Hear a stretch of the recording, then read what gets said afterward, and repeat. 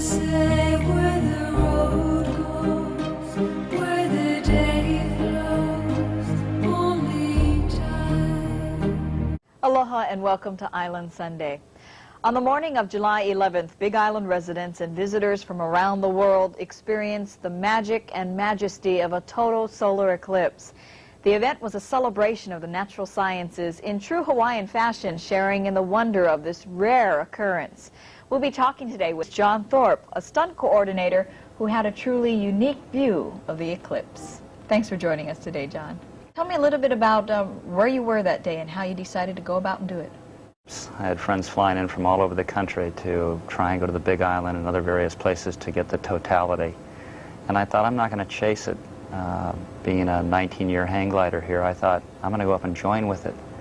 So that's precisely what I did. And on that very early morning, getting up before sunrise and feeling all those chicken skin, as we call it here in Hawaii, I decided to fly off into the eclipse and to be a part of what this universe was going to give us as this unique experience for everyone.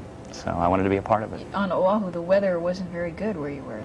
The weather was terrible, and the wind was doing all kinds of strange things. Normally we have a northeasterly trade wind flow here, and it was blowing parallel to the ridge. So it wasn't ideal conditions. The clouds were covering the ridge. We were in and out of a total cloud bank or fog bank, as you can think of it, driving in the fog. And so we never even thought that we would even get any of this footage whatsoever, but I just felt there was something inside of me that at least go and try, do the best you can to see what we can get. And so I did get off. You're the only one of your group that actually went up.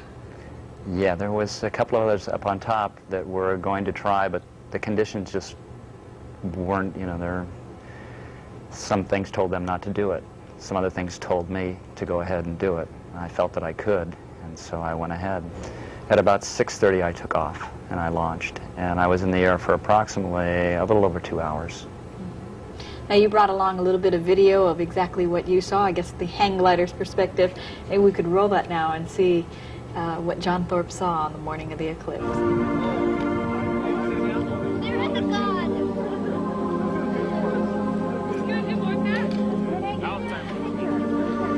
Oh my God, there is a God. I knew it.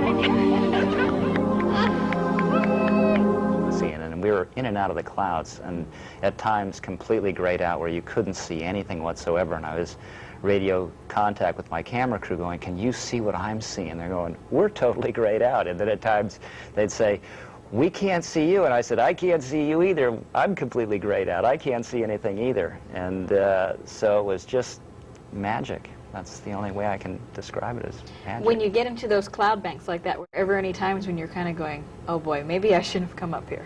Yeah, after getting off, of which the takeoff was not an easy thing to do. The wind was at a wrong direction and it was very turbulent at takeoff. Once I got into the air, I thought, I'm home free. We're going to get this.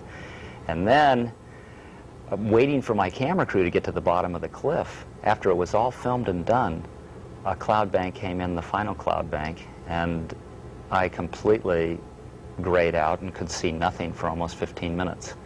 And when I came out of the clouds, the horror struck me. I was on the backside of the ridge. Somehow I had gotten over the backside, and very few have talked about blowing over the backside and being in the rotor or the downdraft. And then the first view that I had was high tension wires, and oh my God, I just made the mistake of my life. After what I thought the easy part was over, now it was a fight. And the turbulence in the rotor of the downdraft on the backside, I just thought I would fight the whole way to the ground and not let it consume me, and I wasn't going to give up. So I fought the whole way to the ground, and sure enough, I had a safe landing at Mariner's Cove, and not a scratch to me or my hang glider. And I just thank God, because he was right there with me, as well as a couple of others that are my kindred spirits to kind of watch out for me. So it was neat. What do people say when you show them that video and you go, that hang glider right there, that's me? Well, I think it's really unique. I think what we got is very, very special. I think the universe went to a whole trial and tribulation of putting this on a show for mankind. And some of the statements that were made, oh my God, there is a God, and just how it touched so many people, I just don't think you can do any better than that, you know. And people talk about near-death experiences where they see this light at the end of the tunnel.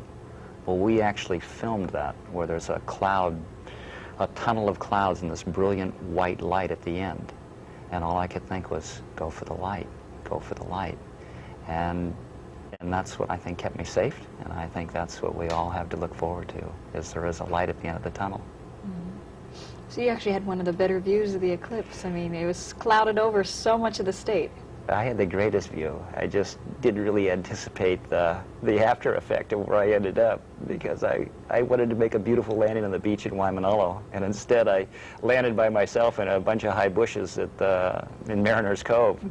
So it was a very unexpected landing, but it was a good one. And any landing you walk away from was a good one, and I walked away from that one without a scratch. So in the stunt business, that's what you're supposed to do, is you walk away without a scratch. So we did it.